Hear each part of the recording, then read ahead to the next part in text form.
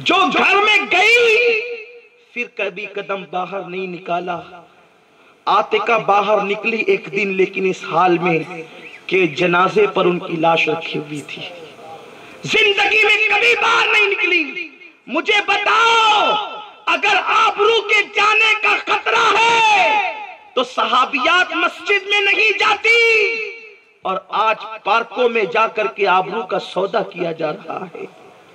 بازاروں میں جا کر کے جسم کی نمائش کی جا رہی ہے. کب تک کہ ہم مغربی تہذیب کی غلامی کریں گے؟ اے خاتون جنت کی کنیزوں سن لو، اللہ کے رسول صلی اللہ علیہ وسلم نے فرمایا کہ شب معراج میں نے جہنم میں سب سے زیادہ عورتوں کی تعداد کو دیکھا. عورتوں کو چاہیے وہ کثرت سے استغفار کرے، کثرت سے سجدہ کرے، کیونکہ میں نے عورتوں کو سب سے زیادہ جہنم میں دیکھا. اے خاتون جنت کی کنیزوں، عمل تو ہمارے پاس کوئی ایسا نہیں اور پھر اس کے باوجود بے پردگی کا ماحول، بازار کا ماحول، سنیما کا ماحول، سیریلوں کا ماحول، غیر مسلموں کی تہذیب سے متاثر ہونے کا ماحول. خدا کے لیے اپنی آبرو کی حفاظت کر لو. میرے رسول سے پوچھا گیا یا رسول اللہ ایک عورت سب سے زیادہ اللہ کا قرب کب پاتی ہے؟ تو میرے آقا نے فرمایا جس وقت عورت اپنے آپ کو پردے میں کر لیتی ہے وہ اللہ کے سب سے زیادہ قریب ہو جاتی ہے، خدا کی رحمتوں سے قریب ہو جاتی ہے. تو بات بہت دور نہ نکل جائے، مجھے اپنی گفتگو سمیٹنی بھی ہے کیونکہ اب آپ حضرات کو انشاءاللہ عطائے حضور مفتی اعظم حضرت علامہ امیر سنی دعوت اسلامی کا خطاب سماعت کرنا ہے. اور اب وقت جو ہے بہت شارٹ سے شارٹ اور کم سے کم ہوتا جا رہا ہے، اس لیے میں اپنی گفتگو سمیٹنے کی کوشش کر رہا ہوں. میرے پیارے آقا صلی اللہ علیہ وسلم کے دیوانوں، تو عرض یہ کر رہا تھا اس مفکر نے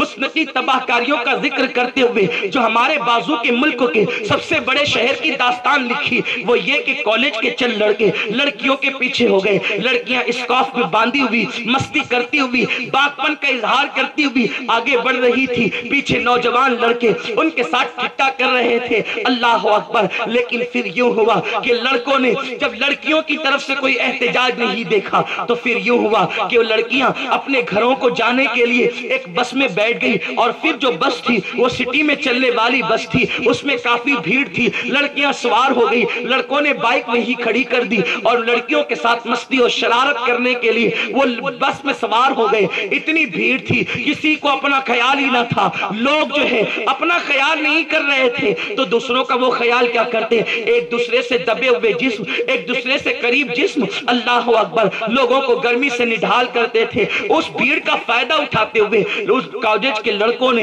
ان لڑکیوں کے ساتھ بدتمیزیاں کرنا شروع کر دی. اب تک تو ہنسی مذاق کا ماحول تھا لیکن بات ہنسی مذاق سے اب نفسانی خواہشات تک کے پہنچی. تو حال یہ ہوا بس چلتی رہی، بدتمیزیوں کا سلسلہ آگے بڑھتا رہا. لڑکیاں اپنے اپنے اسٹاپ پر اترتی رہی، بس بھی خالی ہو گئی. لڑکے پھر اپنی جگہ پہ لوٹے بائک لے کر کے. وہ بڑے خوش خوش اپنے اپنے گھروں کو لوٹ رہے تھے، اس لیے کہ آج انہوں نے اپنی نفسانی خواہشات کی تسکین کی تھی، اپنی خواہشات کی تکمیل کی تھی. ایک نوجوان بہت بڑے گھرانے کا ایک ہی بہن کا بھائی تھا جس کو اکلوتی بہن اللہ نے دی تھی. گھر کے لوگ اس سے بڑا پیار کرتے تھے. بہن بہت خوبصورت بھی تھی، وہ نوجوان بھی خوبصورت تھا. جیسے اس نے بائک اپنے گھر کے آنگن میں لگائی، بہن کی سسکیوں کی آواز سن کر وہ تیزی سے دوڑ کر کے اندر داخل ہوا. لیکن اللہ اکبر، دل کے کانوں سے سنو، کلیجہ منہ کو آتا ہے. ہم نے مغربی تہذیب میں کہاں تک گرنا پسند کیا، قوم کہاں تک گر رہی ہے بہن کی سسکیوں کو سن کر کے. جیسے وہ گھر کے اندر داخل ہوا ہے،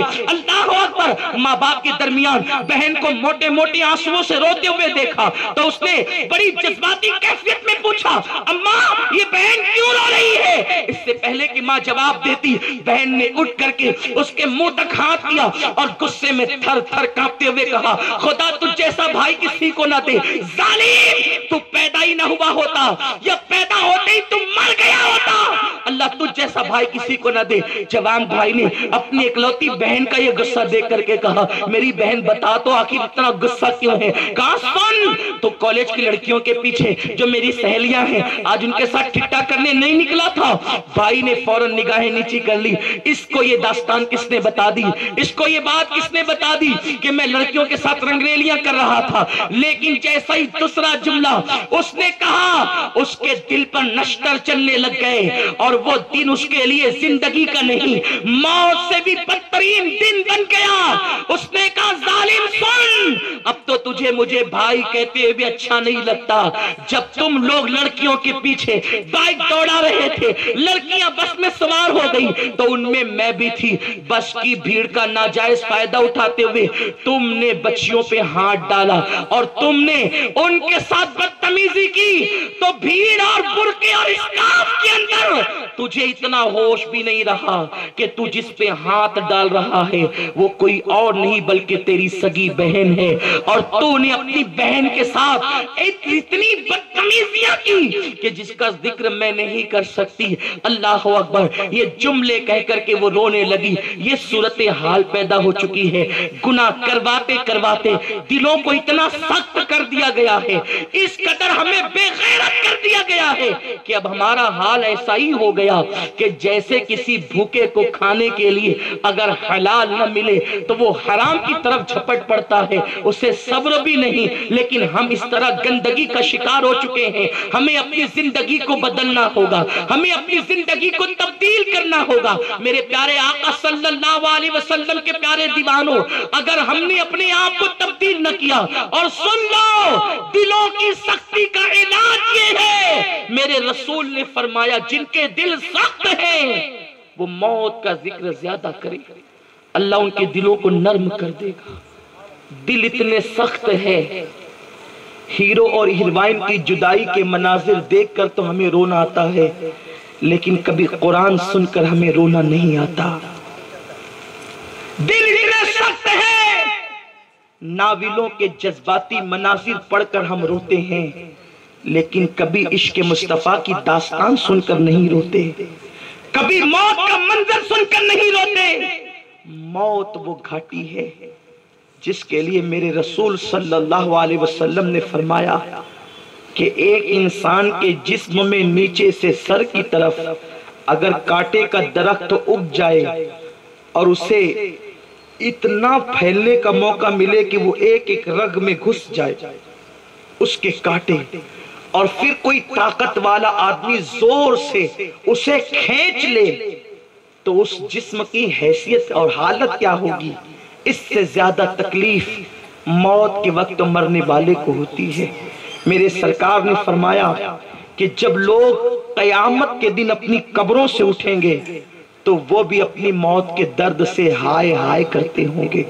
اس منزل سے ہمیں گزرنا ہے، اور اس گھاٹی سے گزرنے کے لیے سب سے آسان رستہ یہ تھا، ہم نیک عمل کرتے، ہم اچھا عمل کرتے، ہم نمازوں کو پڑھ کر آقا کریم صلی اللہ علیہ وسلم کی آنکھوں کو ٹھنڈک پہنچاتے، ہم گناہوں سے رک کر دوسروں کو گناہوں سے روکتے، ہم برائیوں سے روک کر دوسروں کو برائیوں سے روکتے۔ سنی دعوت اسلامی کا مقصد کیا ہے؟ یہی تو مقصد ہے کہ قوم کو شراب سے بچایا جائے، زنا سے بچایا جائے، عیاشیوں کے اڈوں سے بچایا جائے، برائیوں سے بچایا جائے۔ ہم سب اہل سنت و جماعت اتحاد و اتفاق کے ساتھ اللہ کے دین کے لیے اٹھ کر کے کھڑے ہوں، اس لیے کہ یہ وہ تحریک ہے جس نے مغربی دنیا کے اندر انقلاب برپا کیا۔ جس زمین پر غریب نواز اور غوث پاک کے مزارات نہیں، اس زمین پر اس تحریک نے نوجوانوں کے دل کو بدلا۔ کیا بڑی بات تھی کہ اگر آج اہل سنت و جماعت متحد ہو کر کے اس تحریک کا ساتھ دیتے تو کیا اس زمین پر انقلاب نہ آتا؟ لیکن یہاں تو حال یہ ہے، ہم چھوٹی چھوٹی باتوں کو لے کر کے بیٹھے ہیں، ہمیں اپنے دین کی فکر نہیں، ہمیں اپنے مسلک کی فکر نہیں۔ لوگ ہمارے مذہب کے لوگوں کو اپنے مذہب کی طرف بلا رہے ہیں، ہمیں اپنی فکر نہیں ہے۔ اور مجھے حیرت ہے، لوگ جب یہ دیکھتے ہیں کہ دوسرے مذاہب کے لوگ ہمارے مذہب والوں کو کھینچ کھینچ کر کے لے جا رہے ہیں تو وہ بڑے شان سے احتجاج کرتے ہیں اور سوچتے ہیں کہ ہم مذہب کے اور مسلک کے علم بردار ہیں۔ لیکن میں آپ کو بتاؤں، وہ تو ظاہری طور پر چند لوگوں کو کافر بنا رہے ہیں، تم نے گانوں کے بل پر، گانوں کی نحوست پر خود کو کفر کی طرف ڈھکیل دیا۔ تمہیں نہیں پتا، 150-200 گھرانوں کی فکر کرنے والوں، اسے سیاسی میٹر بنانے والوں، تم نے تو گانوں کی دہلیز پر اپنے ایمان کا سودا کیا ہے۔ تمہیں نہیں پتا کہ جو شخص کفریہ کلمات گانوں میں خوش رہ کر کے سنتا ہے یا گاتا ہے وہ کافر ہو جاتا ہے، اس کو گانے کا مفہوم معلوم ہو یا نہ۔ اس کو شعر کا مطلب پتا ہو یا نہ پتا ہو، گانوں کے اندر جو کلمات کفریہ ہے وہ تمہیں کفر کی طرف لے جا رہی۔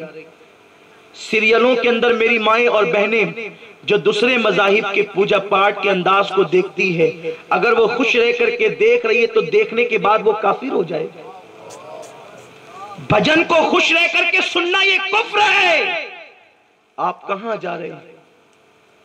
لوگ بہت کچھ بننے چلے ہیں، پہلے مسلمان تو بنو صحیح طور پر، سچے مومن تو بنو۔ اسلام اتنا آسان ہے، اتنا آسان جتنا سمجھ لیا۔ اسلام کو ہم نے متھرا کا لڈو سمجھا ہے کہ کوئی بھی حلق کے نیچے اتار لے۔